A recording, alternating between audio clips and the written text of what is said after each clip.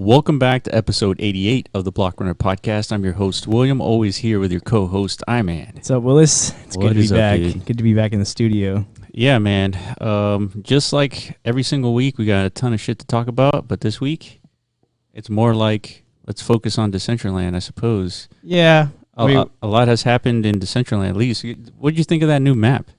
That's kind of what I wanted to talk about. Maybe we should pull it up. We Yeah. probably should have got some tabs prepared before we start recording. No, but tabs are for noobs, dude. Yeah. We ad-lib, this is like jazz. yeah, fuck it, dude. Yeah, dude. We've been doing this long enough to where, you guys trust us, right? Like, we know what we're talking about, I feel like. I don't know. And that's kind of why, for a good chunk of our existence, we spent a lot of time covering Decentraland. We kind of drifted away a little bit. I mean, though we're still actively deving and stuff, and attending all the events. But we don't cover it as deeply as we used to. You know what I mean? Well, yeah. Just Because because so many things are happening outside of Decentraland that... Yeah. Well, because we recognize, exactly that. Like, there's a lot going on in DeFi that we're missing out on, so it's kind of like you don't want to have that tunnel vision. The same shit. Yeah. Well, we've addressed this fact of life before in the past, right? If you get too much tunnel vision, it's definitely like a recipe for success if you're trying to create something great, but it's kind of limiting in this fact that you limit your, I don't know, understanding of what else is going on. Oh, in the absolutely. world. You know what I Absolutely. mean? Yeah, I mean, looking into other projects, it gives us perspective as to how good we have it in the one that we're Decentraland? working on. Yeah. I 100% agree. That's also what I want to focus on. To me, I consider this our 1 year anniversary show. Yeah. Not literally. It's 1 year. almost 1 year. It's almost. Well, I mean, actually, technically for us, it was 1 year in July when the beta dropped. And then I guess the big 1 year announcement would be after a Halloween event. Because that's when we collected the most NFTs. That was when Decentraland had a little bit more legs under them. Remember last year? Remember Halloween? Yeah, but what happened after Halloween? What are you saying? Then after Halloween, I mean, there was 4 months of preparation for the actual launch. What Which- were we doing during those times? I don't even remember anymore. By that time, we already had MetaZone. Maybe it sold 1 or 2 metas at that time. Maybe Yeah. no more than 5. So Oscar was building the platform then, basically, in that 4-month window. Mhm. Because during I don't even know, dude. When did we deploy Blockrunner for the first time? It had to be during that 4-month window too, right? It was before the Halloween event. Really? Yeah. Oh, hell yeah, dude. Jeebus. Yeah, for sure. Okay, so this is definitely not our 1 year anniversary. Then we totally missed it. Well, 'Cause I would consider that moment when we legitimately are involved. Yeah. As soon as Blockrunner got deployed, first thing happened. I had to buy the land. So that's not really being involved. Anybody could buy land, right? You're not involved until you're actually creating content. Yes, I feel like agreed. that's the real metric here that everybody should follow, or creating content or engaging with that content. So we didn't really officially do that, I think, until that Blockrunner launch. So Yeah. if you're saying it was before Halloween, then we're a little late. Yeah. A little late. But I feel like during that Halloween era of 2019, that's whenever things were starting to really click for us. As far as okay, we got Blockrunner deployed, but there's a platform missing, so we start working on MetaZone, shit like Mhm. that. And then Exactly. we started making more games. I think there was a game jam within that window too, I believe. Mm-hmm. And we made Pack Runner, and shit started popping off from there. And then before you know it, it's February 2020. COVID hits, but Yeah. also Decentraland launches. So Yeah. a lot of shit is unpacked and unraveled since then. So I think it's a good idea to kind of reflect on, let's call it the 1 year of our journey in the metaverse. Yes. You know what I mean? Yeah, and so judging by this map, if you go back 1 year, it used to be a bunch of squares, right? Pixels. Yeah. So before we deployed Blockrunner, we didn't even know what Decentraland was going to look like, right? There was no, there might have been hints of what the actual virtual world was going to look like, but Mhm. really it was just that 2D atlas that everyone's used to, right? You go into Decentraland, press M. That's pretty much all we knew. Yeah. So you were definitely throwing darts at the board if you're participating in that land. So, Yeah. nobody knew what was going to come of it. But yeah, so this is the latest rendition of what actually Decentraland is. And look at the Battlegrounds district. This is what it looks like now, and pretty soon it's going to change into the Ethermon district. Yeah. It's gonna be awesome. I wonder if this thing changes in real time. I don't know how often it updates, Yeah. but man, I would imagine like every couple of days there's like a little square update. Can you zoom in a little closer? Like get a little closer on this? So this is our tower right here. Let's zoom into this. Oh my god, it's tiny, dude. Yeah, it's tiny compared to everything. This is a 2x2. Yeah, Right? I mean, really, it's not that small. Once you get in there, like, there's plenty of space. Like a 2x2 is a pretty spacious estate. I feel like. And look how accurate it is, dude. That's the little platform within Orb Jumper. Yeah, I mean, it has to be accurate. Right? I think it's literally like just. Yeah, it's like a drone shot. You know what I mean, or like a Google satellite shot. Yeah. It's pretty cool. Yeah, there's battle racers. Dude, look at all them trees and like, what are these little pink things? What pink things? You don't see the pink things scattered all over the world? Like, what are those? Yeah, I don't know. Like rocks? I don't know. They're like flakes. Yeah. But this is so okay. So when we first started Decentraland, again, before we started MetaZone, there was definitely a lot less content. So it's good to see all this content starting to come about. Yeah. Obviously, there's still a lot of green, but that's okay. Man. We're only 1 year in.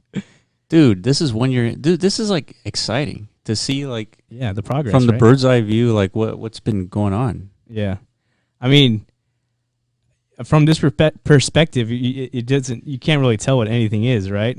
Yeah. But regardless, it's. I mean, you wouldn't know what anything was if you're flying above, Los Angeles either. It just looks like a bunch of shit on the floor. It's like a fucking ant colony. Yeah.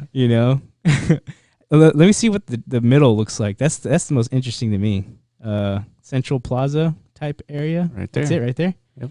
Okay, yeah, try and get all of the four. Okay, let's stay right there. Ooh, it's pretty empty. Yeah. Why? Because I mean, you had a parcel here. I mean, the game is still deployed there. Oh, yeah, it's still deployed, yeah. Not there. It's a little further to the left. Where that white square is, that's where it is. Oh, this one? Right there. That's it. Huh. But this is the most valuable land in Decentraland we're looking at right now. If you are listening to this podcast, definitely jump into the YouTube and watch what we're looking at, because it's or go to decentraland.icu. Right? Yeah, decentraland.icu. Yeah, you to see the map. Yourself. So it's an actual, like, if you ever played SimCity, what's another thing you can correlate this to? This is SimCity. Yeah. It literally looks like you're playing SimCity from this mode. Like, it's pretty wild. Cool. This coordinate here is pretty much empty. Well, that's what I'm trying to, like, I can see Polygonal Mind is deployed. You could just tell away, like, his art style. Like, he has control of a lot of that land. Yeah. It's mostly just more, like, trees and stuff, but that's definitely his domain. Stuff. Yeah. What's all that? Okay, Crypto Valley's obviously, like, it's stacked, dude. Yeah, Crypto Valley, they're running out of plots. I think they only have, like, a few left, so. Yeah. The soccer stadium, you could tell. It's iconic, yeah. Yeah. So very cool, very cool. Dude, I don't think I've ever been to this side of town. What is this? Who is Q? It's upside down. Oh, okay. See, this is interesting too. People with builds, I wonder if this is going to be like a new added value to roof space. You think?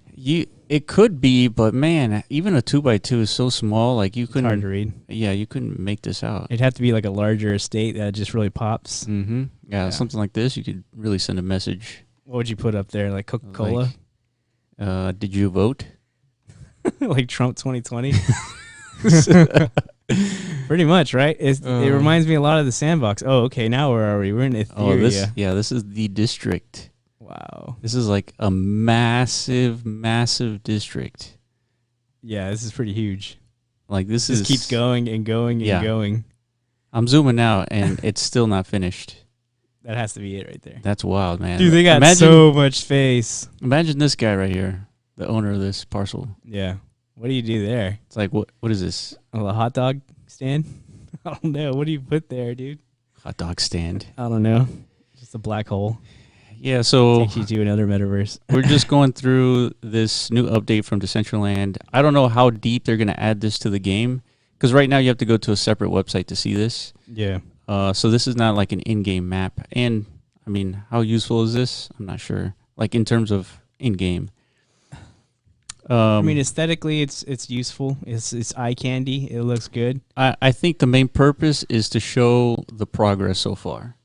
That's what I've taken away from it. Because if every little square had its own like unique like deployment, you would know that there's like some action happening. Yeah. And so for this to be a year, I would say this is like making a lot of progress. I agree. Because if you zoom out and you look at what Decentraland the team owns, it's the Genesis Plazas, right? Probably the most densely packed and well-designed areas of Decentraland, but they're a mere fraction of the whole thing. Yeah, probably less than 10% of the whole thing. Yeah, barely 10%. I would guess. This looks like Vegas District. Oh my God, they got a lot of building left to do too. Yeah. I wonder why everything's so scattered around. I wonder if they have like a layout already planned for the whole district, and they're just waiting for resources to come about to like build the rest. That's why everything is like scattered around. Yeah. Maybe. Because you would think you would kind of like build everything next to each other just to kind of like, incentivize like foot traffic. What happens is the reason why it's kind of scattered is because different people own different sections of the district. So one guy deploys something, another guy would deploy something else. That makes sense. Yeah, that's why it's separate. But this illustrates the problem with districts. It's extremely hard to come up with a concept to deploy on a 1,000 parcel land, 6,000 parcel land. Like, what do you deploy? And so the fact that Ethermon took over a district and now has the full rights to deploy whatever they want on it, I mean, that's saying a lot, because that's probably one of the biggest content contributors in Decentraland right now, Ethermon. And now they have a district, and they're going to put on a full-on game within that district. And of course, it's going to play alongside all the different metas that people own for Ethermon.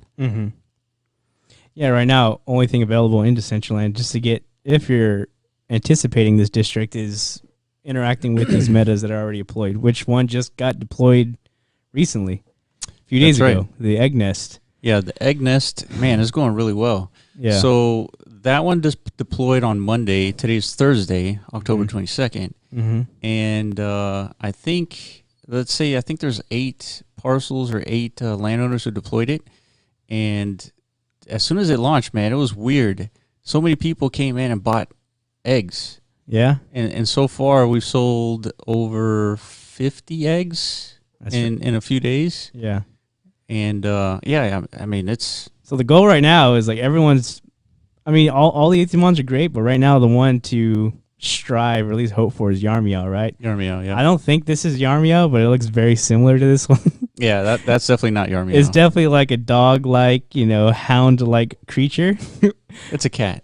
It's a cat? Yarmiel? Dude, but it don't look like no cat. It's definitely a cat, dude. Well, it's an Ethermon. It's like a hybrid animal. It's a digital internet-like creature, so you can call it a cat, but maybe it just has like cat-like attributes, but it's not a cat. You know what I mean? Well, I mean, it's Yarmiel, so whatever, dude. I would imagine it would be a feline. Let's pull up an image of Yarmiel so that people know what the fuck we're talking about. Dude, let's see if Google even recognizes what a Yarmiel is. I bet you it does, dude. There it is, dude. Wow. Google's all on that shit, dude. I'm glad porn didn't pop out. Okay. There it is. I'm seeing more cat now. Okay, yeah, you're right. That's a cat. Dude, why did I think that was a dog? What the fuck? Yeah. I don't know. Okay, so it's a cat. Look at the evolutions of it, though. Yeah. See, this is the crazy shit. That's pretty sweet. You made a pretty good comment in the Discord today. Like, Ethermon is not even scratching the surface of how deep this game can go. Yeah. I mean, they're really not. And I think that's why, I mean, there's definitely some people catching on to the early waves of it. Of your tweet made it on Trends Map. What is Trends Map? I don't know what this is. Let's find out. They're just curating tweets, I suppose. Badass. That's your tweet, dude. Oh, yeah, I guess it is. Okay. Well, so that's what Yarmiel looks like in world, basically. So that's what everyone's trying to get, because if you're lucky enough to find one of the 30, I think that are ever going to be in existence in Decentraland, I'm pretty sure. I'm not really 100% sure on that, but yeah. Currently there's only 30 at Claimable. But if you get one of the 30, you're going to get special access to like probably the rarest features within the district that's going to be built. Yeah. So I mean, if you're planning on really immersing yourself into this Ethermon verse, the universe, I definitely recommend you trying to get your hands on the army out before that district. You know, it's like getting attuned to a dungeon. If anybody used to play World of Warcraft back in the day, you attuned. Oh, yeah, like when WoW would launch like a new dungeon. Yeah, there's like a process before the launch of that dungeon that a player would have to go to get attuned. You know what I mean? In order to get into it. You know what I mean? Yeah. Why are you laughing, dude? What the fuck? Oh, what the shit. fuck, dude? That's good stuff, dude. That's what you missed out on, dude. Fucking watching all that gay Marvel comic shit and stuff, dude. I was over there getting attuned in WoW. Oh, that's funny, dude. You were working to get attuned. I was attuned, man. So what does that mean? It just gives you access to more like dungeons and like. Well, you get into the better dungeons, so that means you get to kill the better mobs that give you the better loot. Yeah, therefore for sure. You get more powerful. Therefore, you're the shit. Yeah. And flex. WoW. Well, yeah, flex, but ultimately it's got utility, right? Like the better loot makes you do more powerful shit, so you can, progress at a much quicker pace in comparison to the rest of the people who aren't willing to put in that work to get attunement. You feel me? For sure. That makes sense. I mean, it's just part of the gameplay mechanics. Yeah. What I'm noticing here in this district, if this is a district, I don't know. I think it is. That's the Dragon City, I think. But notice they start making content from the outside in. Yeah. That's pretty interesting. That's kind of what I was anticipating. Like, so this tells me that there's less hands involved in this district, I guess, because it seems more coordinated. I would think so. As if like one person is deciding like what to build. You know what I mean? They might have like a better structure in terms of, hey, if you make something cool, we'll deploy it for you, and then you just deploy it on some part, true. Right? Yeah. Ow. But that's the big square is like their plaza, right? Or it's just like the big. So I think when Ethermon starts building out their district, it's going to look like that at the beginning. Like there's going to be a central. No, there. No, I know, up there. Yeah. Yeah, so, I think when Ethermon, it's going to come in pieces, is what I'm saying. I'm pretty sure, like all districts do. But they have a plan for the whole thing. I can vouch for them. Yeah, like they literally have a whole. Like, these plan. Guys, man, they're working on Ethermon. That's it right there, right? That's the district. Yeah, this is a district. Yeah. Pretty nice chunk of land. Yeah, it is. I mean, this map is sort of deceiving because everything is so tiny. But man, you drop yourself in here, it's going to take you quite a good minute to get across this whole thing. Maybe even more. No, longer than a minute. Maybe, yeah. Just do like a nice little hypotenuse. Yeah, hypotenuse. That's the hypotenuse, right? Yeah, it is. Corner. I've just been a while, dude, since I've been in school. Yeah. But anyways. This is interesting. I want to go here. Yeah. But yeah, so what else has been going on in Decentraland? So I guess just to kind of think through the week, we had a token talk with Maddie, DCL blogger. Well, before that, we had a fashion show launch. That's right, where our wearables collection. Yeah, we need to debrief on that because so we recorded the whole thing, and I will already getting complaints of how shaky it was. Because first of all, we're recording it. Second, the Zoom doesn't give you fidelity at 30 frames per second at all. True. Maybe gives you like 10 or 15 frames per second. True. Which is technically all you need for like a conversation, but nonetheless, that's not good for gameplay. Yeah, I got DMs from people like asking, like, dude, like upgrade your computer. Yeah, what's wrong with your shit, man? Like, because it was from my point of view, right? So they all assumed my computer was like just a straight dyno. Yeah. But it's not. And like it runs smooth. Your view was smooth. Oh yeah, butter. Straight butter. See, I mean, we could improve this, but you would have to record your video, then you have to send it over, and then I would have to splice it in. True. And then you're not potentially recording our faces. It's like, dude, it's quite a hassle. Agreed. I definitely wasn't recording the faces, but yeah. Yeah. So, but the event overall, I think a success. I mean, well, it was definitely not a success. Okay, yeah. For sure. Technically, it wasn't. The fact that creators made cool content, yes, definitely a success. A success in the sense that it proved a lot to me. I mean, it proved what I already knew, like, right? And I think it proved what everybody is kind of hoping for, because it's kind of like the whole experiment we're doing here is whether or not the community is capable of. That's right. Of creating cool stuff, creating the content needed for this world to thrive, right? Yeah.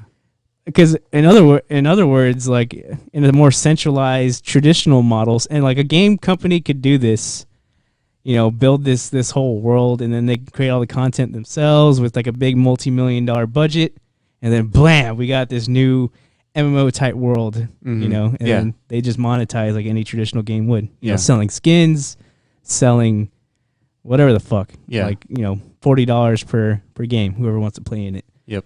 But we're not doing that. It's free to play. There's no cost except for to claim your name, and you don't even have to do that. Yeah, which is 100 mana. Yeah. And even the Ethermon game is free to play. They'll give you a free Ethermon so you can go and level it up. Yeah, I think that's definitely like a precedent that's going to continue. Like you don't want to have too much barrier to entry for anyone to play. Like including like us, Chrono Zombies, we're going to have free to play aspects to it. Like of course, there's going to be a pay aspect to all of these games and experiences that the people who are going to invest their money into these game experiences, they're going to progress a little quicker. They're going to get rewarded for that, and then in return for that investment, it should produce valuable digital assets in return. Whether it's a wearable, it's some kind of like weapon NFT, or maybe like some cryptocurrency down the line. We don't, it's still being developed. You know what I mean? But in Ethermon's case, you're spending money to have an Ethermon that stands out. Oh, for sure. Yeah, because you got to remember these are actual NFTs. Yeah. And if you get two Chiaris, those two Chiaris are going to be different from each other in terms of attributes. Yeah. So they have their own uniqueness. They have their own what's the word I'm looking for? Perfectness. The perfection. The perfection in each Ethermon is going to be different. Okay. And so you could get lucky getting an Ethermon where it's completely perfect. It's completely perfect. And if you upgrade it to level 50 or level 100, whatever the max cap is, I mean, that's going to be extremely valuable just because those are extremely rare. Yeah. And we're taking the similar approach with Chrono Zombies with our weapons. Yeah. Right? There's going to be a level of perfection of each weapon. Definitely. And so those are going to be the rare ones. And I think a free-to-play game where you're collecting assets that you can freely upgrade without necessarily spending money, you're just going to spend a lot of time. Yeah. Is a good exchange of time and value. Yeah, 100%. And I think that's why we're so excited about NFTs. I mean, a lot of people are excited about NFTs now, but I think a lot of people aren't like tuned into what's happening here. Not. Definitely not. Definitely not. I think because it's not obvious yet. It's fluid. It's not intuitive. It's not as intuitive as something like art. I don't know about that. I don't know if art is intuitive. It is. Like, how can you misunderstand what an art piece is? A weapon perfection is intuitive to me. Like, if you and I have both rifles, okay, and one has a better perfection than the other, okay, you already know that the one that's more perfect is more valuable. Yeah, but see, the intuitiveness comes from like, okay, yeah, you're presenting me with these weapon assets, right? But then I gotta figure out whether or not I give a fuck about these weapons in the first place. You know what I mean? Like I gotta find out like what's the game these weapons belong to. You could say the same thing about art, but not really. It's completely subjective. It is, but that's what I'm saying. But it's easier to like to put your finger on whether or not I like it or I don't like it. It's literally like at face value. You know what I mean? Yeah, but that doesn't even matter whether you like it or not. Some people perceive value in it, and that's more than enough you need to know. Yeah. To desire it. Yeah. I mean, in art, I think more than anything, the art itself isn't really that important. It's more like who made it. Well, right? Yeah, that's for sure. Yeah, I suppose. It's like we got Jose Delbo and the other guy named Trevor Jones. Exactly. Yeah, so I think a couple of days ago, right, Trevor Jones made this art piece based on Jose Delbo's drawing of Batman. Yeah. And I mean, dude, it sold for 305 Ethereum. Yeah. And that's like $110,000. Yeah. Okay, Jose Delbo, again, if this is just some other guy like replicating Marvel art, yeah, that's a good point. Not going to sell. But there's a name attached to it that has like legacy attached to it. Like this guy, he's an OG. Yeah. So there's value to that. There's brand power behind that. And we've had discussions with like people deeply, like the freaking grandson, Clark Kent, you know, like there's actual legal backing behind all this stuff too. Yeah. Allegedly. Yeah. Like, for sure. Like they've worked out the legal, because this is like a potential, like, copyright type stuff, but they, they've done all the due diligence necessary to start, making this type of content. So there's value in that too. Yeah, for sure. 100%. A lot of value. Because that means like not anyone can just, like whoever purchased this has like that.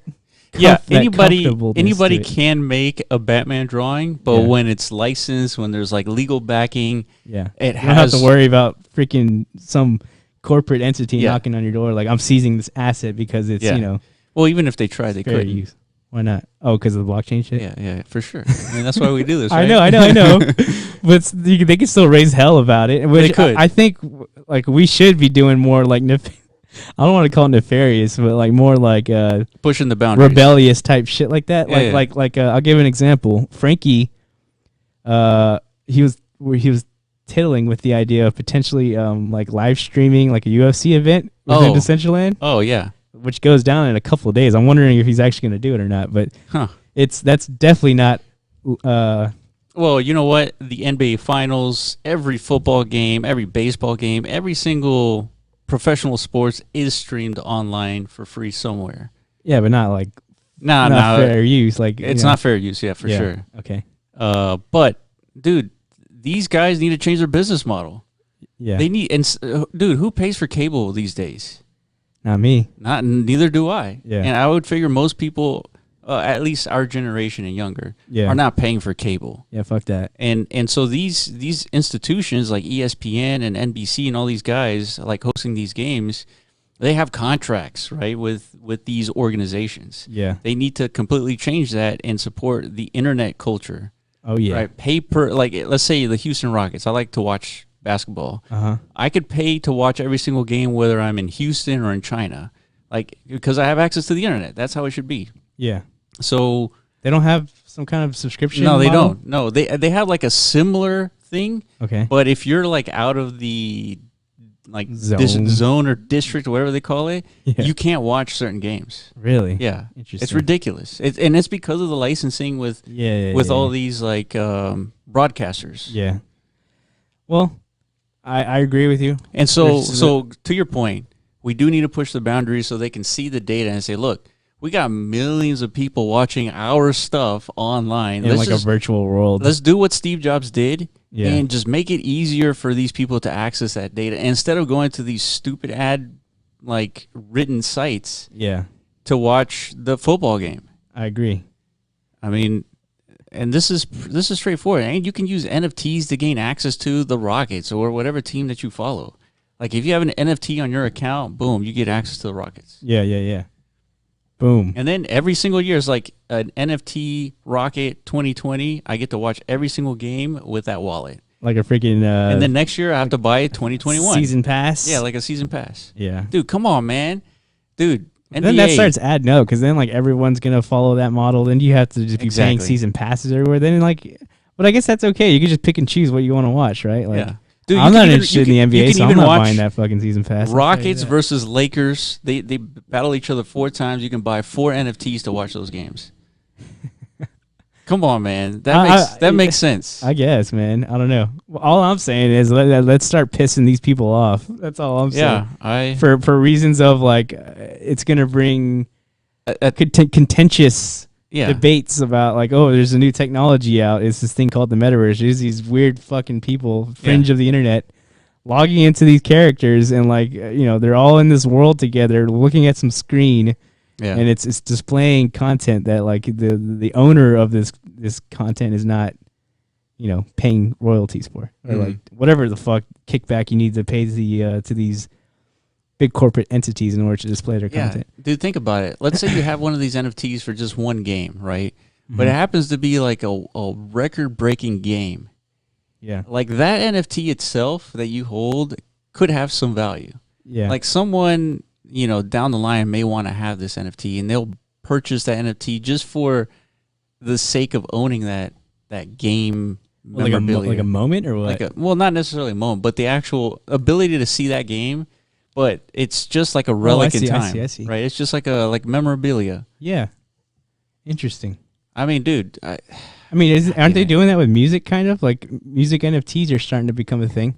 I haven't looked into it, but I heard about it. I don't understand. Yeah, I don't understand either. The technical aspect of that, because music can be consumed whether you have an NFT or not. Yeah, yeah. And that's the same thing with art. You know, it's like exactly. I was about to say that, and that's the hilarious that like when I find out about these things, it's like, look, there's this new. He's like an artist, a musician. He's starting to come out with something. It's like a visual 30-second clip. Yeah. Of like some cool scene, and it's got like some unique musical content that he produced, and he caked it into this 30-second like snippet. And he turned it into an NFT, and people are buying this thing for, I don't know, let's say thousands of dollars, like collectively. This artist just generated revenue for himself by selling this. Yeah. But within this tweet is like 10,000 views for this thing that apparently has value to it. You know what I mean? So that means all those people who just watched that 30-second snippet, they didn't have to pay a dime to enjoy that content. Yeah, but so even though what you're saying is true, I don't know if that's what this is about. It's about, well, clearly that's not what it's about. It's like art. You go to a museum to see art. You don't really own the art, even though you saw it. Yeah. So, and I think because you own it, that's the reason why people are willing to pay $1,000 for this stuff. Yeah. But that's a good point. When it's a PNG and a GIF, or we saw it today. We were at an event. It was the WIP meetup, and within the actual venue we were at was that $100,000 Batman painting. That's right. On display. So I was like, oh shit, this must be like the guy who built this venue must own this NFT. Yeah. Nope. Yeah, no. Not at all, dude. It's just somebody displaying it, you know. Yeah, but when you click on it, it takes you to the actual owner. It takes you to the account of the guy who actually paid $100,000+ to own it. Like when it says who owns it, his name is there. Yeah. So that's what he's paying for. It seems so underwhelming to see the text of the name, right? Max Stealth. He paid for like 10 characters. Basically, he paid 6 figures for 10 characters to be displayed on that on the art. OpenSea page. Yeah. Which everybody, most badass. Those people who are like attuned to the NFT space, they probably know who Max Stealth is now. True. That's the guy who spent $100K on an NFT art. That's that fucking guy, dude. Yeah. That's that fucking guy. Yep. He broke the record, man. He's the first 6-figure NFT purchaser. Yeah. And then Anorak got lucky. He got one of those Top Shot NFTs for Zion Williamson. And he sold that for, I forget. Like roughly 10 G's. Oh, was it 10 G's? Yeah, roughly. Damn. He paid bank off of that fucking. Jeez. And then it was Pranksy who bought it. Yeah. And he was praising about being like the biggest Top Shop sale, I think. Yeah, it's weird. Yeah. He was like, it's definitely a game. Yeah, it's a game I can't like empathize with. I can't. This is a rich man's game. Yeah, because I'm nowhere near that realm of existence, so I don't know what that's all about. You know what I mean? Like people like Maddie and others who are like much more enthusiastic about the art space, it makes sense to me. Yeah, a logical sense, because they can actually participate in this stuff and like to where it doesn't like hurt their livelihood, right? They could spend tens of thousands of dollars and speculate on this art. So yeah, it's definitely a rich man's game. Yeah, like the barrier to entry to that space is a little absurd. Yeah, I mean, there's cheap art out there too. I mean, there's from lesser known artists. Yeah, I mean, you can buy one for like 0.1 ETH and then eventually sell it that's for like what 0.7. Yeah, that's like what Rarible's for. Yeah. Rarible has like that more like that everyman art, Yeah. And it's kind of like the point. It's like it's onboarding people with creative potential to produce art, and then people are allowed to speculate on it. You could find some artist who's like, yo, this guy's kind of cool. Maybe he's got like a little bit of social media presence. He just makes some kooky videos from time to time. Who knows? Maybe sometime in the future, like he'll become this famous fucking artist type person. Yeah, yeah. And like I bought his early piece, so it might be worth 20 G's in the future, and I spent $20 on it. That's the gamble you take. I mean, you took a picture of one of our Pokemon cards and you tweeted it out, and it got some traction. And everybody else was like posting their own Pokemon cards. Yeah, you've been seeing that. Yeah. Yeah. And I'm surprised by how many people weren't aware like Pokemon is like hot fire right now. You know what I mean? yeah. And I mean, when we bought that card, we knew it was going to be valuable. Yeah. But it was like one of those things where you have to buy it and like forget about it. I mean, it took 20 literally years. what you did. It took 20 years for it to be like, $5,000. Yeah. It took me coming over here being like, dude, you heard about this Pokemon thing? It's And you're like, what? Oh, what? One I of was these? like, oh, I forgot I have one of these. Like, and then you reach into the closet and like, big ass plume. Big ass plume. You hear the of dust. Jumanji soundtrack? Exactly, dude. Fucking, you're like, what is that dinosaur box, dude? Yeah. You like open it. It looks like a normal toolbox. It's Yeah. very deceptive of you, dude. Yeah, Good box selection. Hell yeah, dude. A thief would never think twice to look into that motherfucker. But there's like thousands of dollars worth of valuable collectibles in there. You got Yep. basketball shit in there too. That's right. That's right. Cool. You might as well like stack like whenever you get like mega wealthy, like just throw some cash in there. Some gold nuggets. Yeah, man. I said if my house ever catches on fire, that's the first thing that I go and grab. Yeah. See, my dumb ass did the opposite. Like whenever I had some money, he's like, I'm gonna buy the most obvious looking briefcase in the world, and like that's where I'm gonna put all my valuables. Like the most obvious thing. Yeah. Like where anybody was like, there's definitely some shit worth some money in there. Right. It would have been right. But all that's gone. It's an empty briefcase now. There's nothing in that bitch. All that's in there is my fucking ledger, dude. Your ledger, yeah. My ledger. I mean, that's valuable too. It used to be valuable, not anymore. That thing is basically dust now. Dust, dude. yeah. Shit. Oh. Rough times, boys. Rough times. Yeah, man. We're trying to stay above water. It's tough out here. It is tough out here. So so speaking of rough waters, yeah. I don't know. A few months back, it was a little difficult to like sustain, I guess, our activities. Mm-hmm. I mean, it still is, but I don't know. I feel like sentiment's changing a little bit. Like, well, you know what? It's even though it's changing, we gotta be prepared, man, because this NFT wave is coming. yeah, And like I said, and I've already said this a number of times. All NFT platforms are gonna have an ERC20 token. Mm-hmm. So will we, and every single platform will eventually be on a sidechain. yeah. You're really harping deep on the sidechain stuff. Absolutely. For good reason. It's I mean, if you are a business, as you should think about life, because even if you have a job, you have money coming in. It's about the flow of money in versus the flow of money out. And the difference is either the profits or your debt. Yeah, right? 100%. And so when you look at it from a business standpoint, when you're running an NFT business, it is cheaper to run an NFT business on the sidechain. Therefore, every single project will be on the sidechain. You're right. That's my logic. It's just a business decision. It's a sound business decision. There's a little bit of friction On addition. the front end for the user, but crypto's already friction. Yeah. There's already friction. Now, if the user is buying NFTs without any fees and like deploying and like sending it to each other without any fees, dude, that friction is like eliminated. But over time, we could eliminate that friction much easier, I think, than what we would without a sidechain. You know what I mean? Meaning, like, we've already seen demos of it with that POAP machine. POAP and then Nifty Inc. Yeah. I mean, this is great UI, great user interface, great everything. Yeah. Great experience. Yeah, and it makes things intuitive to the user. You know, it's like click to buy, and done. Yeah, click to own. Yeah. It's yours. And then everything's handled on the side chain. And I mean, we still have to figure out all the ins and outs of the stuff, but the bridges are coming. The bridges The bridges literally are being built. You know, Yeah. XDI is working on one. I'm sure Matic is too. Yeah. To where, like, it should work itself out. But I think you're 100% right. Side chains is our best hope. It's tough because Vitalik keeps talking about ETH 2.0, and all this week I've been hearing about how ETH 2.0 is going to launch this week or something like that. Yeah.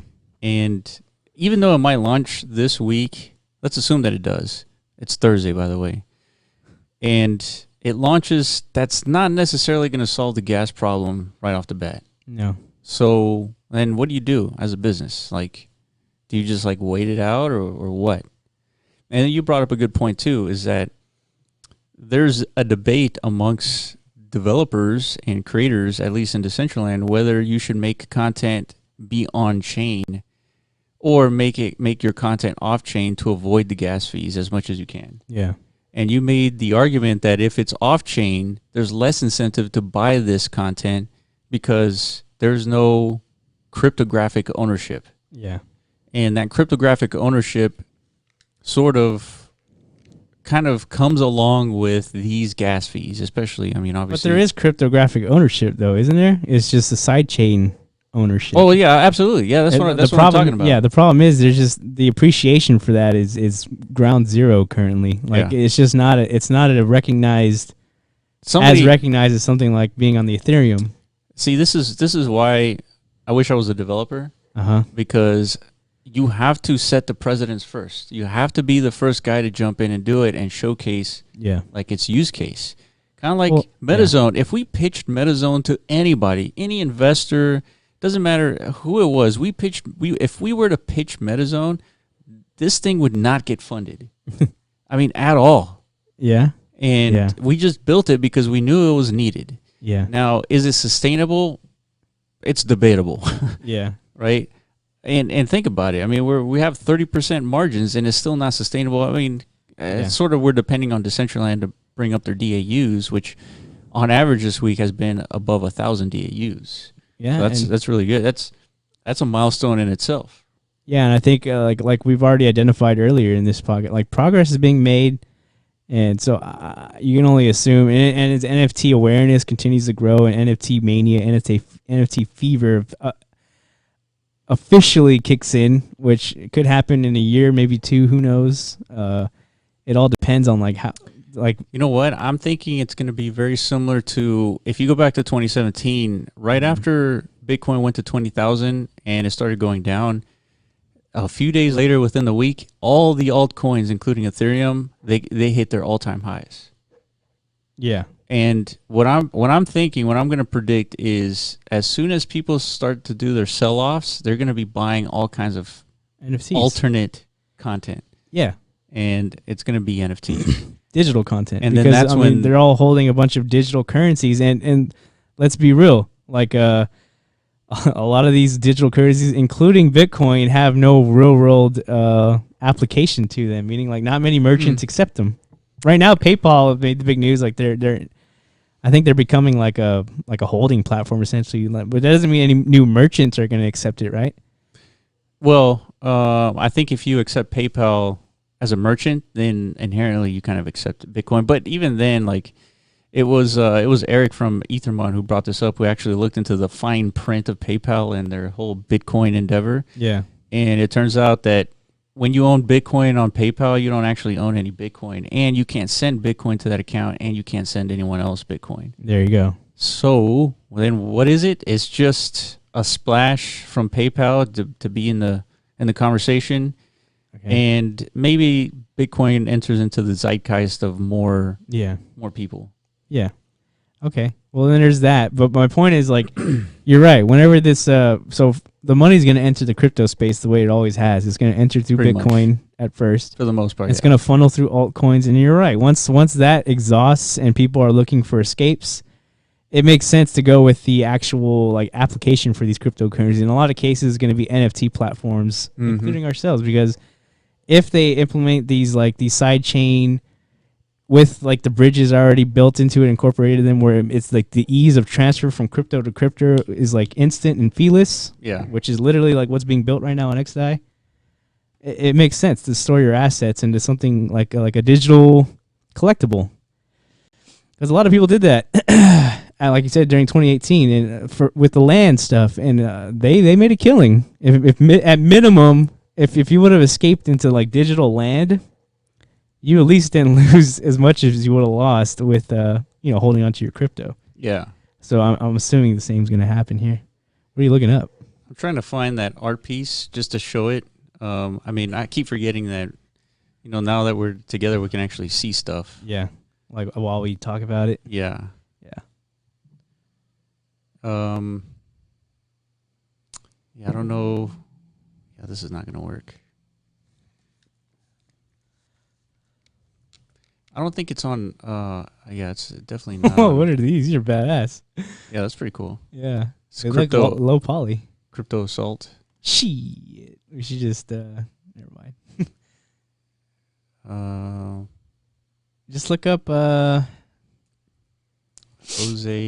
Delbo and Trevor Jones. Yeah, it should pop. There it is. Yeah, but I want to. Where is it?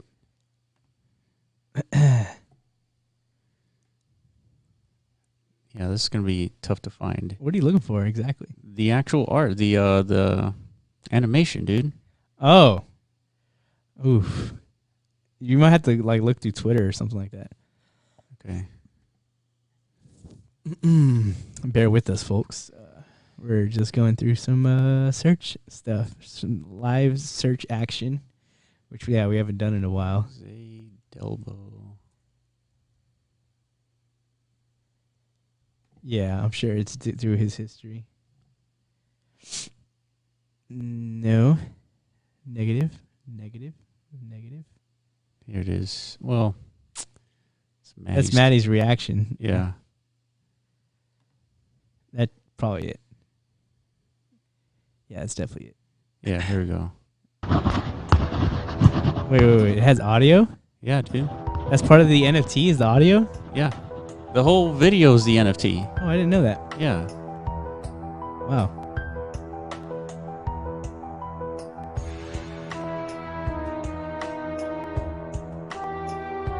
Yeah, so what you're listening to is somebody actually painting this or doing this art either digitally or... You're literally watching every stroke. Yeah. Every stroke of paint. So first he like stencil drew it with like a pencil. Mm-hmm. I don't know if it was like an actual stencil, but he just drew it by hand maybe in pencil. Now he's over it's caking layers and layers of different colors of paint. Yeah. Like an artist would, right? See, I don't know if this is like digital paint or actual paint. Regardless, I don't know if it matters or not because it's a digital piece, right? So unless there's a physical piece attached to it that the guy also bought, that would be pretty dope. Yeah, there it is. And it moves. Oh, and it animates.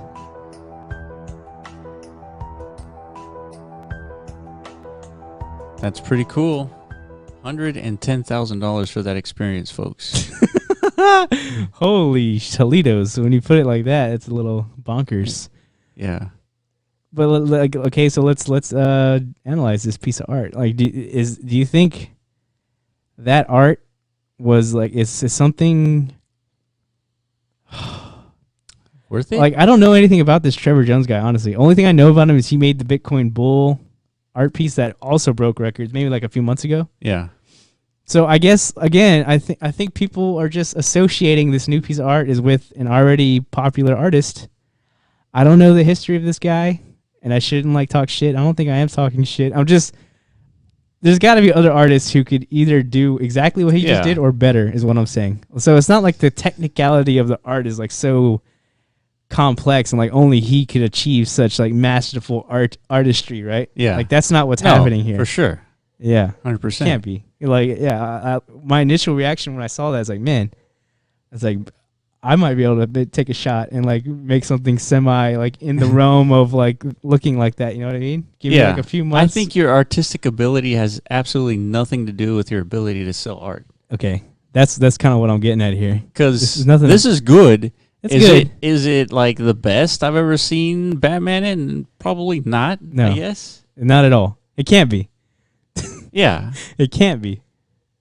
But there's something more to this that... there's something else. The intangible aspect of this. I think it's because of like, I don't know. I guess currently the history. This is just the guy in the art space right now.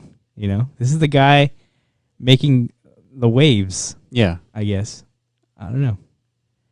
Again, this is like a rich man's game, so I have no part in it. I have no part in this discussion. Yeah. I'm an outside observer. This is what we do. Yeah. I'm just trying to make sense of all this, you know? I know even if I have money, maybe my mind will like something happens when you actually acquire money, like the neuron shift a little bit. Yeah. all of a sudden Your this looks taste a little is more all of a attractive. sudden finer. Yeah, I'm wondering if that's what's happening here. Yeah. Or is it like a dick measuring contest? Is that what's happening here? People with money, it's like, yo, Yeah, but at that point, then you can just bid $200,000 for the next art. Like, yeah. but I'm thinking there's like history to this piece, right? The connection to the legal aspects of it. I see value in that for sure. Trevor Jones's background, Jose Devils' background. Okay, so there's a lot of pieces there. But for then sure. you could have like Keanu Reeves do an art piece. Exactly. And then all of a That's what sudden I'm it's like getting at. $1 million for Yeah. the NFT. That's kind of what I'm getting at.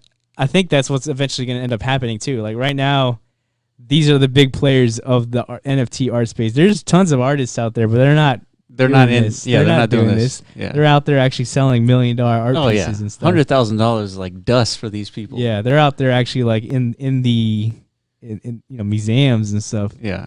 So like they don't have the incentive to dabble in this space. Once they start moving in, then like I don't know. But like you're saying, actually, and we're seeing it on platforms like Rarible, where like just people with big brands, they're just creating digital content and they're selling it as art. Yeah. It's not necessarily art. Like they're not artistic creators themselves. Like these influencers like Crypto Chico, Yeah. BitBoy, Ivan on Tech.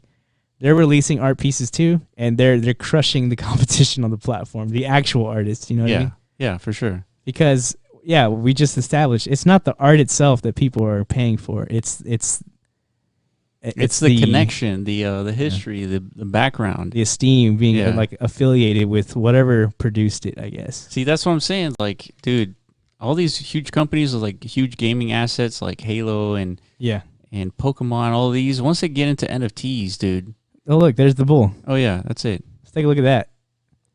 Augmented reality layer, which can be viewed using his own creative app. Okay, dude, that's pretty fucking cool. 3 NFTs of increasing scarcity: gold, bronze, and silver.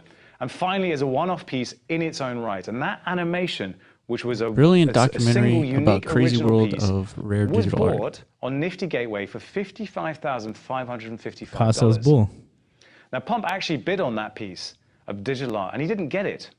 But what did he do next?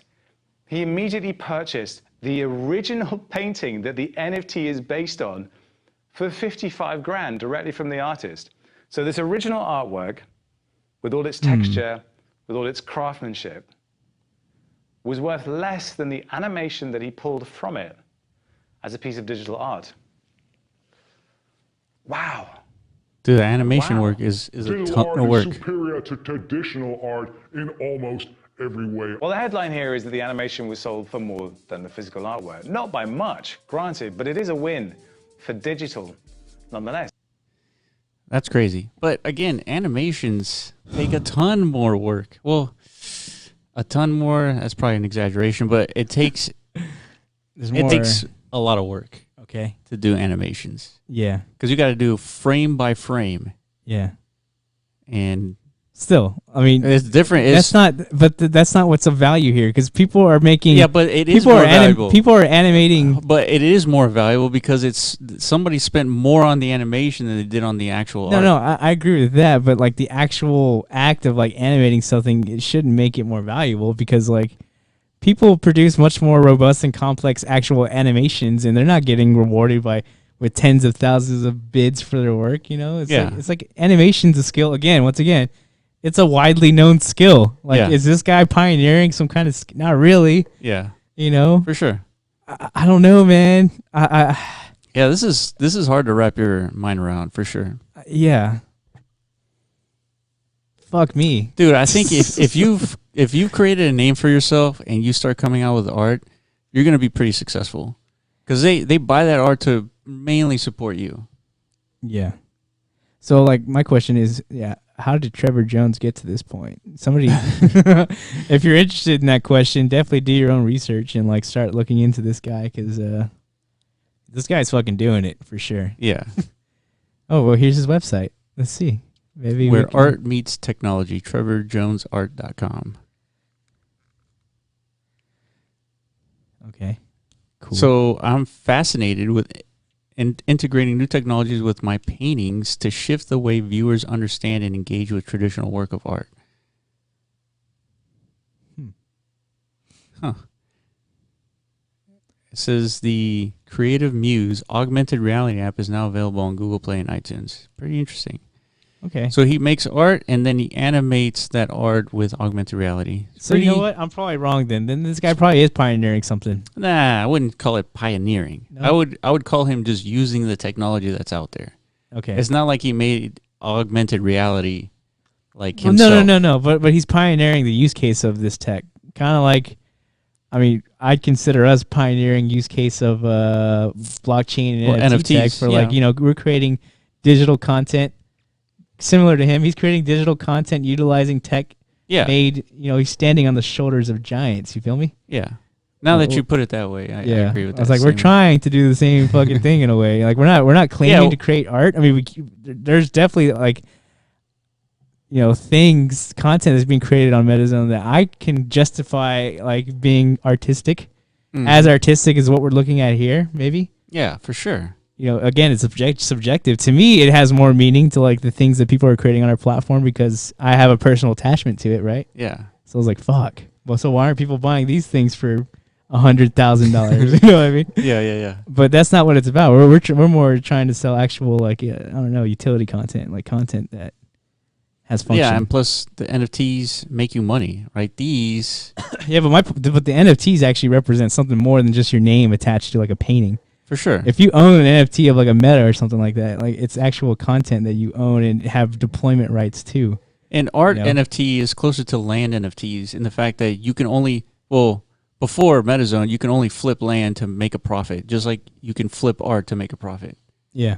And with our NFTs, and not to like freaking blow smoke up our own asses, but it's a way where you can make money without having to flip your underlying asset. Well, yeah, that's one use case or like one. Yeah, That's the pioneering part that you're talking about. I suppose. Because like, what other NFT can you buy that makes you money? I mean, I'll have to do some research on that. I don't know, man. Like Yeah, you I mean don't- like you're talking about like passively? Yeah, just like it makes you money. Yeah. Like egg nests. Well, yeah, okay, yeah, okay. Those Agnes, make you money, especially if It you, happened this week. Some people probably made. I don't know. Let's say like maybe potentially like a few $100 in within Yeah. a couple of days, yeah, just because they own this and because they own the NFT. yeah, like- an NFT, but it actually does something. Yeah, You know that produces valuable for somebody else is willing to pay and exchange more value yeah, to get something in return. I don't know. yeah. So I don't know, man. Shit. I mean, think about it, man. For those of you listening, think about like what NFT out there can you buy that just passively makes you money? yeah. Like other than an NFT that represents like some sort of staking, like you stake $1,000 worth of DAI into Compound and you start yielding like a buck or two every month. Like that's something different. An NFT that represents that functionality. Oh, I see. Yeah. Which, Yeah. to my knowledge, doesn't exist. But now that that idea is out there, somebody's going to build it or is building it. Yeah. No, we've definitely had ideas on this podcast before that. Yeah, very similar to. Yeah, if you guys are OG listeners, we used to talk about this thing called Imbued all of the time. Yeah, we still got that website too. Yeah. It's such a clean website name. Yeah, we were gonna do it, but like long and behold, like the mechanics of the imbued concept, it's somebody ran with it. It's called meme, literally. You know, Yeah. the only difference is instead of producing like a speculative digital NFT beyond that yeah, all it is you're producing like art. not art. You're producing again a digital asset in the form of like a pineapple or whatever. Yeah. That grants you access to specific art pieces. So Yeah. so back when we used to talk about our imbued concept, we always used to argue amongst ourselves like how we can create these things called ores that Yeah. have like speculative value. Maybe somebody, if we would have followed through with that concept, maybe a wearable designer would have noticed like, hey, there's a whole meta network going on here of people staking, you know, real hard cash into this protocol, like an actual metaverse protocol Yeah. that's producing NFT assets. And now this thing has value just like a meme asset does, right? Yeah. So I could have taken these speculative ore assets and I could have built wearables with them. Yeah. And now I have like a wearable with actual value backing. That's to true. It, That's that true. was kind of like the original vision of it. It's more speculative, but these guys I think like that was one application of the use case. well, that's the point. It has infinite application, like for sure. because there's value, time and money, That's right. staked into into the it. NFT. Yeah. Yeah. So the meme guys, they just built an actual like a use case that's in demand, which is art. Yeah. They knew people want art, so they have the same mechanic to produce like this the staking model, Mm-hmm. and now people have like a direct reason to want to participate is to get this art, basically. Yeah. I wonder, can you imagine somebody does an art piece and they put your face on it? My face? Yeah. Like, think about it. Like, Vitalik's everywhere, dude. Satoshi's everywhere. Look at this guy. Yeah. Yeah, why would they put my face though? No, I'm just saying, like, imagine, like, Oh, like you become a meme, basically? Yeah. Like, think about what Vitalik thinks when he sees this. Dude, I'm sure he's like super like It's like he honored. probably gets a chub every time he sees one of those, dude. Yeah, I mean, come on, it is kind of like honoring in a way, Yeah. The more people talk about you, that you're doing something right. It's like they were sculpting kings back in the day. Exactly. Yeah. I guess this is the same thing. This is the 2020 version of a Yeah, sculpting of a king. yeah. These are the Greek mythics Yeah. of our like digital era. I'm surprised we're not seeing more Elon and Steve Jobs. Like, Oh, they got to be out there, yeah, I'm sure. like on Rarible and stuff. People are probably doing that. This is interesting, man. So, like I said, okay. So back to the original thing, like art at face value makes more sense intuitively. Yes, I agree with Right? that. Just because, like, it's not difficult to understand what an art piece is. This is it. We're looking at it right now. What doesn't make sense about art, it's the application of value and the interpretation of value in terms of Yeah, the, I the agree. cost. We just been trying to figure that out, and Right. I don't think we ever will. I don't think anybody ever does. That's why, like, it just keeps going. Yeah, Like, art never stops, and it never will stop because it's all it is an expression. yeah, It's an expression, a form of expression. It's began since humans have been around. Doing cave paintings, stuff like that. Like literally, like probably taking globs of their own doo doo and like smearing it on the wall and Right, stuff. Like right. this is art back then to them. yeah. But like, so we came to this discussion talking about Decentraland. Like this shit that's being built in Decentraland is nowhere near as intuitive. Like I said, we could present somebody a freaking gun for a CZ. Yeah. This is an NFT. It's a gun. So like, why should I give a fuck? Yeah. If I'm an NFT speculator investor, there's plenty market out there for people with money who are speculating on these things. So how come they're not recognizing? Once you get PewDiePie or Logan Paul playing Corona Zombies, that's when that gun really has like mass appeal. Okay. So that's what, yeah. So again, so just like the art has it has to be tied to like Some an historical- entity supporting it, the value, Yeah. supporting the product, Yeah. That's true. which is the artist. Yes. So the game asset has to have like an actual valuable ecosystem, I guess, supporting it. Mhm. Yeah. That is so much harder to build than, you know what I mean? Oh, Like, for sure. that is so hard. Yeah. Because then, I mean, you have to make such a cool game that it piques the interest of the zeitgeist, right? PewDiePie all of a sudden is playing it, Yeah. and all these like gamers are like starting to YouTube about it. Yeah. See, the thing about art is like it's such an individual endeavor. Like you don't need a team of people to make art Yeah. unless it's like music or something like that. But like actual art, like it's just the artist. That's it. So Mhm. obviously it's highly competitive. There's probably tons of people making art, so it's hard to stand out from the crowd. But yeah, man, building a game is not easy. Yeah. Oh man, definitely is not, not dude. easy. Speaking of, man, Yeah. the launch of the Eggness for Ethermon, we had back to back like almost 5-hour meetings, fixing things, like doing support, like. This is just one meta, This dude. is just a one meta, dude. Could you incredible. imagine like a whole game? You know what I mean? A meta is, if you don't know what a meta is, it's just like a piece of a game. Like It's a piece of a It's game. like a game. Imagine like you've ever played a game, you interact with different things within that game. You know, and as a collective, all those interactions you made, that's the game experience that Yeah. you've just embarked on and like enjoyed and paid for. A meta is like one of those interactions basically Yeah, that you yeah. do throughout one that game. one gameplay mechanic. Yeah, one mechanic, one something to interface with, whatever. And Yeah. right now, we launched one. There's gonna be many more to come for this specific game and other games. Yeah. But yeah, just that one was such a Yeah, go look at the AAA games like WoW and Grand Theft Auto.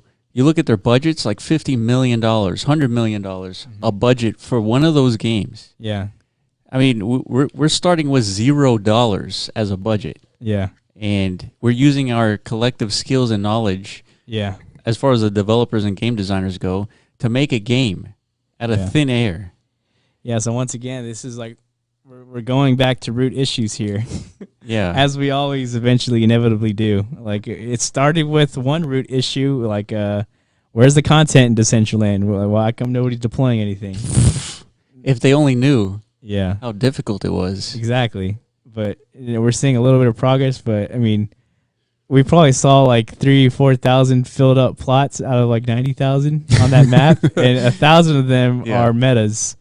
You Yeah, know what I yeah, mean? yeah. A lot of this is metas. dude. 1,000 of them is metas. Yeah, we've sold 1,000 metas. That's So, ridiculous. A 1,000 of whatever content you're seeing out here. I mean, some landowners have multiple. Okay, we have actually 500 hosts. Yeah, So we have 500 of these little plots you're seeing are meta owners. So, I mean, we're definitely contributing to a sizable amount of content that's being deployed. yeah, 500, not 50, not 500. yeah. 500 landowners out there. So that's pretty cool. So we're definitely having an impact. We're helping as much as we can. Oh man, this is a tall order, that's for sure. For Yeah, anybody, yeah. any contributor out there in Decentraland. Yeah, because I mean, like we're identifying here. Everyone here is an artist. Everyone who's deploying things, they're all creators, just like a canvas artist is. You know, it's just a different skill set. It requires a different knowledge base. Yeah, this is a higher bar here of like Yeah. barrier to entry. Exactly. That's for sure. And that's why I think like it's not appreciated yet, because the barrier to entry is so high that it's so hard to like crack this code and like produce something of value. Like artists have a much easier time of doing that. Like it's not hard to produce something of value in the art sure. space, because it's There's so many apps out there. yeah, Procreate, Illustrator. exactly. I mean, there's so much tools out there. There's not tools for Decentraland. no, I mean, in comparison, right? Yeah. In comparison, there's zero tools. I mean there's tools in the sense. I mean I mean, yeah. there are tools. What I'm saying Yeah. is the depth and the breadth of tools is not there for creating 3D content and game content. It's just not there. Yeah, and I think that's why a lot of these metaverse projects like the Sandbox and Decentraland and I'm assuming probably Somnium and CryptoVoxels, it's all about like builder tools to simplify the creation process. But that's just dumbing down the art. You know what I mean? It is. Builder stuff, you're dumbing down the potential of what's Yes, possible. I agree. So I mean, there's a market for that. But Yeah. I'm more in favor of like Infinite possibilities. yeah, exactly, the infinite capability of the human mind. Yes. letting that exist in the metaverse, letting that like flourish, encouraging that. Yes. Yeah, like you say, build the tools for those people to actually contribute. Yes. You know what I mean? I totally agree, dude. I'm aligned with that. We're aligned with that. That's what we're trying to do here. Yeah, man. But And that's a good place to end it too. I mean, yeah, hopefully you guys are aligned with us. Give us your thoughts, comment, and let us know what you think. And if you were a millionaire, would you be buying art or would you be buying content in the metaverse? if you remember, yeah, there's no millionaires here yet, dude. Yeah, Because if there was, they would have bought that Cyber Mike art piece by now. You know what that's I mean? true. Yeah. Yeah, if you don't know, Cyber Mike, great. Again, he's an artist Yes. for sure. He's one of the artists in Decentraland, because he produced one of the most detailed, probably like highest skill capped wearables in existence, and he's demanding a ridiculous valuation for it. Yeah. Which, Per piece. yeah, Like The whole set is like 1 million mana, pretty much. Yeah, but see, he's like self-proclaiming, I'm the fucking Trevor Jones, bitch. Like, I don't want my Trevor Jones money. And I don't care. Like, I'm not selling until I get it. So I applaud that ambition and like those balls. Yeah. It takes some balls. So Cyber Mike, keep doing it, man. I think one day, like a whale with somebody's gonna come in here and be like, just gonna lay down that giant willy. You know what I'm saying? Just gonna just lay it on the table, dude. It's gonna be super hot. Yeah, hopefully it happens. I mean, that's gonna bring attention to Decentraland just by itself. Yeah. So yeah, man, we got quite the uphill climb, but things are looking up. I'm hopeful. You know what I'm saying? I'm seeing greater DAUs. We're seeing more content. The Decentraland team is actually kicking it into overdrive. They're putting out hot shit all the time too. Look at that. There it is. Look at that, man. Cyber Soldier helmet. I don't even know how that's possible in Decentraland. I thought there was like triangle limits and shit, dude. This looks way over those limits. I don't understand. But somehow he did it, man. Look at that. Almost $3,000 for a helmet. That's just one piece. There's 6 of them. So you need well over 10 G's just to rock this whole suit. Because like who would want to buy just one piece? Like, oh yeah, for sure. You got to buy the whole set. Damn, look at this. A triple goggle. Quadruple goggle. Winter Soldier Collection. And he's saying he's going to build a game to support the value that he's like assigning to this wearable set. I mean, we'll see what kind of game he makes. Damn, can you imagine coming into Decentraland flexing this beast here? Yeah. No, if you come in with that money and you buy it and you just stand there with it and people are just gonna surround you. Yeah. Just to like be in awe. Marvel. Yeah. That's the experience that like that can't be had, I guess, with art. Yeah. I think. Live free or die hard. I mean, I guess it can, but I don't know, man. This is one hell of a fucking space we're in. It's pretty fucking weird. Yeah, it is weird. But we're in it, boys and girls. So yeah, let's just stop it. Just drop there, I guess. Yep. All right, guys. Thanks for listening. Make sure you follow us at the Block Runner. Oh, one more Twitter announcement.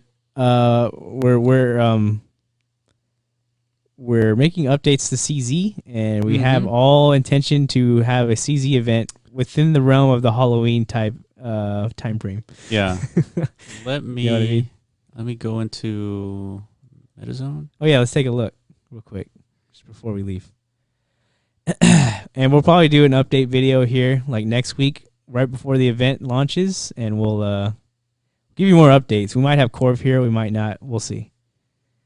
So these are the spiders that Corv put in literally today, a few hours ago. So yeah, they're definitely coming at weird angles because they don't rotate yet. But the point is the 3D assets have been deployed. The animations are functioning. They're crabs, dude. They're not crabs. They're spiders, dude. They're moving sideways. Oh, okay. Yeah, we could call them crabs, but no. It's Halloween, dude. Spiders are creepy as fuck. Crabs are not.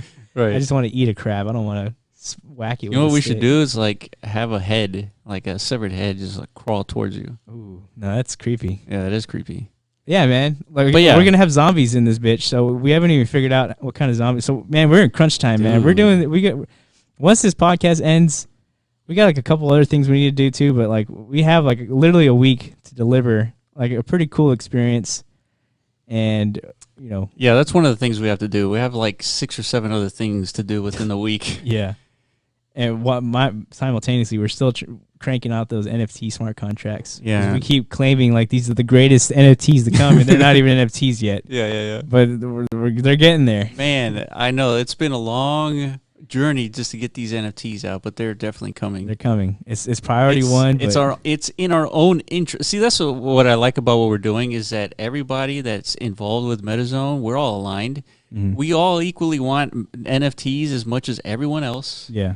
We all want the ERC20 tokens to represent the interactions within MetaZone, just like everybody else. True. It's like we all want the same things. True. There's just human limitations at the moment. Correct. Like that's literally the only thing we're dealing with.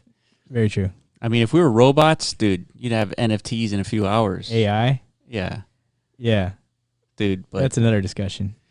anyway, that's what we should be building, man. AIs. Yeah. What do you mean? Let somebody else edit this video. You know what I'm saying? Oh, I see. Yeah, let them, like, the whole podcast would just be AIs having conversations with each other.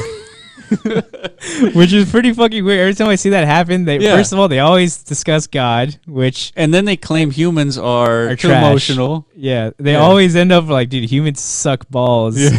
Why are they in control of things? Like, this is definitely not like optimal reality, like that humans exist. Right.